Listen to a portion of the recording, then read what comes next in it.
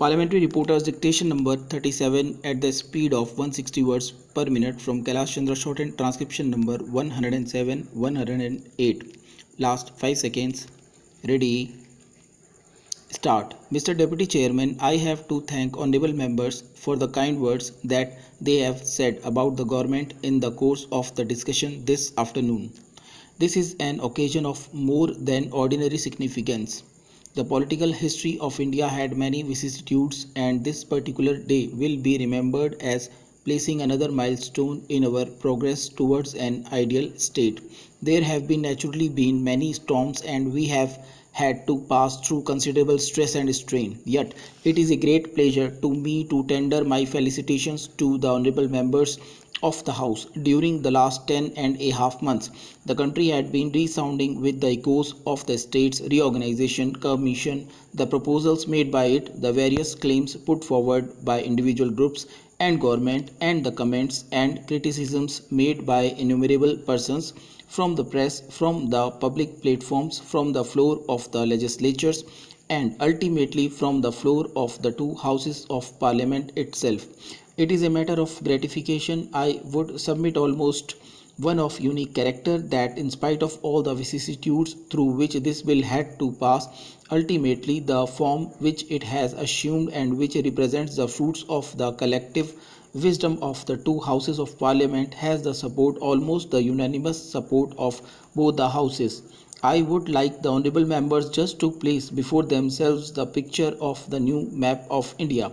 So far we had a large number of states. Perhaps there were 20 states besides some other territories, but now we will have only 14 states and 4 territories besides the Andamans, the Nicobars, and the Lakkadives. The citizens of this country will be living in the states, and only less than 2% or just near about 1% will be living in the centrally administered areas. It is worth considering now whether we have not really succeeded in evolving a scheme of which we all can well be proud. If honorable members will consider the case of each individual state, they will find that almost unanimity had been reached except in the case of Ahmedabad in Gujarat. If you take one state after another, you will find that almost all people in the country have now accepted the scheme that is contained in this bill. If you take the various states, you will see that Tamil Nadu, Andhra Pradesh, Kerala, Punjab, Rajasthan, and other states have virtually accepted the scheme contained in this bill. It is unfortunate that there has been some amount of difference in Ahmedabad in regard to the bilingual state of Bombay, which was introduced in this bill with the unanimous support of the members of the Lok Sabha, and I hope with backing of most of the members of the Rajya Sabha, if not of all of them. I do not want on this occasion to enter into petty controversies. This is too big an occasion to admit of any trivial points by way of debate or otherwise. It is my confirmed opinion that the country has succeeded in achieving results which will prove to be of an enduring character, and which will take it forward on the road to progress, prosperity, and to absolute security and safety. The unity of India will indeed be helped by the rational distribution of the territories of the country. There has been a long standing hankering on the part of large multitudes that their areas should be reorganized. It was but proper that the government should have appointed a states reorganization commission to deal with that matter. The commission worked very hard and made their recommendations. We are obliged to the commission for the thought that they bestowed on the ticklish and knotty problem. Well, there were certain matters to which the government had to give further consideration, though they had always been anxious to translate into concrete form what emanated from the commission. Whatever changes have been made have been, I believe, for the better, and they have made the entire scheme more acceptable. The bill that was placed before the House was certainly placed with the approval of and at the instance of the cabinet. All that was done in the regular way. I do not want to go into details, nor do I consider it necessary to make any retort about what might have been said, because, as I said, this is too solemn an occasion for such an operation. I may also observe that we have no fault to find with anybody Everyone, whether individuals or those who had an opportunity of working together, tried his utmost, tried to the maximum extent he could to achieve what he thought to be in the best interest of the country. Well, some things had not been as perfect as one would have liked them to be. We tried to improve them to the extent we could, and we respected public opinion and we were guided by it. So far as the bilingual Bombay state is concerned, I believe that everybody accepts that it is an ideal solution for Bombay. Without being unfair, no one can find fault with government for having agreed to accept a proposal which I think 99% in the country is considered to be the best solution to this very ticklish and almost insoluble problem, which had engaged the attention of this and also of the other house continuously for days and days and for weeks and weeks. I am glad that today the scheme that we have has the backing, the goodwill, the blessings and the support of the entire people in the country. There may have been some errors, there may have been some aberrations. Well, that is unavoidable in human affairs, but after all, man learns by mistakes, and wisdom is ultimately the result of the lessons learned from a series of mistakes that are committed.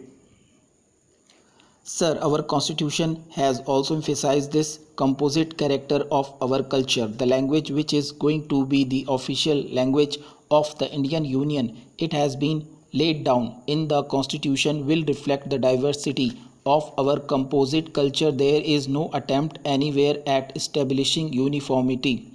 From this point of view, the attempt to reorganize the states, reorganizing the differences which exist, is a move in the right direction. It is a wise and a statesman-like move. The essence of statesmanship is not to do something according to a formula. Something may be ideal on paper, but when we face certain facts, the essence of statesmanship is to face those facts and to recognize the differences or the diversities or the difficulties which exist, and then to find a solution in which these difficulties, these diversities and these differences may be reconciled.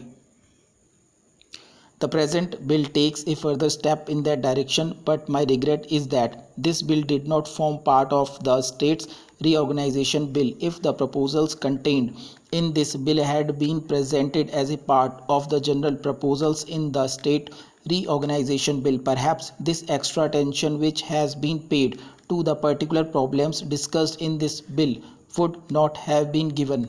So much time and attention would not have been consumed over this question if we were dealing with a larger number of problems. When we look into the totality of the situation in India, we look at the problems in general way, but when we isolate one particular problem from the general totality of the picture and look at only one isolated problem, there is always a risk, there is always a danger that we might exaggerate the importance of some particular items. One of the reasons why there has been so much discussion over this rather small bill, as the Honorable Home Minister described it, is because it has been isolated from the general picture of the reorganization of Indian states. With regard to the particular proposals which have been made, sir, I do not wish to speak at length at this late stage. These are in essence the result of discussions and, shall I say, if not complete agreement, at least the reduction to a minimum of the differences which existed between the different groups.